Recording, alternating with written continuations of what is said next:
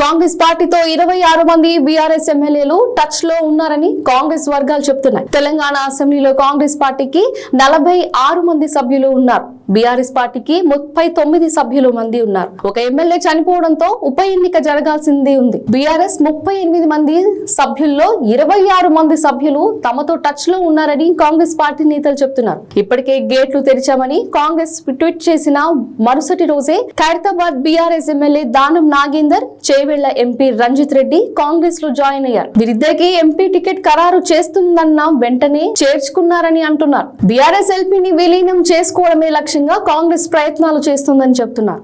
ఈ క్రమంలో 26 మంది ఎమ్మెల్యేలను చేర్చుకుంటే 2/3 మంది అవుతారని విలీనం చేసుకోవచ్చని భావిస్తున్నారు. గతంలో 2 సార్లు కాంగ్రెస్ ఎల్పీని బీఆర్ఎస్ లో విలీనం చేసుకున్నారు. గ్రేటర్ పరిధిలో ఎమ్మెల్యేలు ఎక్కువగా చేరనున్నారు.